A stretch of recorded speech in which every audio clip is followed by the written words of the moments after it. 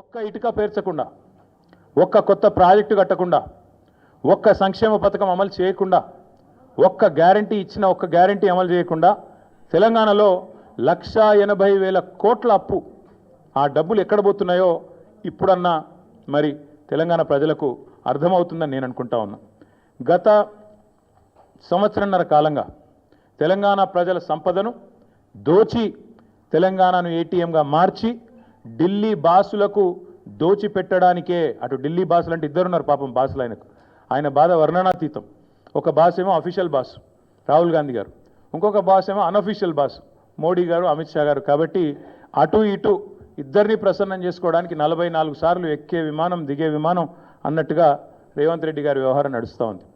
ఏడాదిన్నర కాలంగా రేవంత్ రెడ్డి గారు చేసిన పనులు 3. 1 బీఆర్ఎస్ పై నిందలు, 2 బిల్డర్లతో కాంట్రాక్టర్లతో దందాలు, 3 ఢిల్లీ బాసులకు 1000 కోట్ల చందాలు. మాకు బీఆర్ఎస్ మీదనేమో నిందలు, బిల్డర్లు కాంట్రాక్టర్లతో దందాలు, ఢిల్లీ బాసులకేమో 1000 కోట్ల చందాలు. ఇది నిజంగా సిగ్గుచేటు. ఒక ముఖ్యమంత్రిగా ఆనాడు ఎమ్మెల్యేగా అబాస్ పాలైన రేవంత్ రెడ్డి గారికి బుద్ధి వచ్చిందేమో అనుకున్నాం.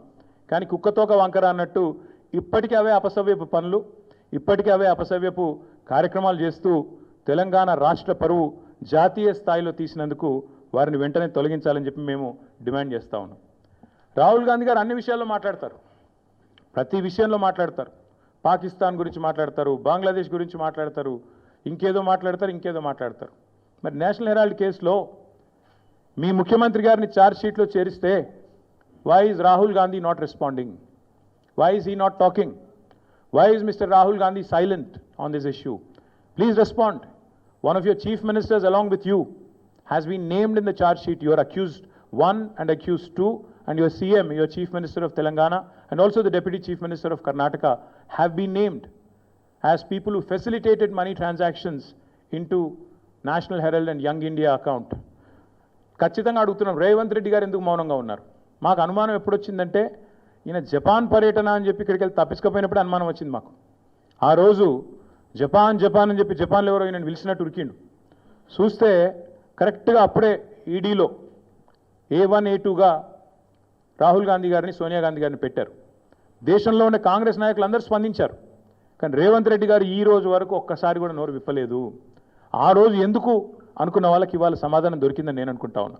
ఎందుకంటే రేవంత్ రెడ్డి గారికి తెలుసు ఈ కేసులో ఆయన కూడా ఉన్నాడు. సహజంగానే ప్రభుత్వంలో ఉన్నాడు కాబట్టి, ఇంటెలిజెన్స్ వ్యవస్థ ఉంటుంది కాబట్టి ఆయనకు సమాచారం ఉంది ఈ కేసులో మీరు కూడా ఉండబోతున్నారు అని చెబితే అప్పటి నుంచి ఇప్పటి వరకు నోరు తెరవలేదు. తెరవకపోగా ఢిల్లీ పెద్దలను ప్రసన్నం చేసుకోవడానికి, అక్కడ ఉండే మంత్రులను కాకాబట్టడానికి, మోడీ గారిని, అమిత్ షా గారిని ప్రసన్నం చేసుకోవడానికి, బీజేపీతో మరి ఏదో రకంగా ఒక ఒప్పందం కుదుర్చుకొని ముందుకు పోవడానికి ఆయన మౌనంగా ఈరోజు మౌనంగా ఉండి తప్పించుకునే ప్రయత్నం చేస్తూ ఉన్నారు. ఇవాళ మేము తెలంగాణ ప్రజల తరపున ప్రధాన ప్రతిపక్షంగా, అదేవిధంగా భారత రాష్ట్ర సమితిగా ఈ ఉద్యమానికి, ఈ రాష్ట్రానికి నాయకత్వం వహించిన కేసీఆర్ గారి తరపున మేము అడుగుతూ ఉన్నాం.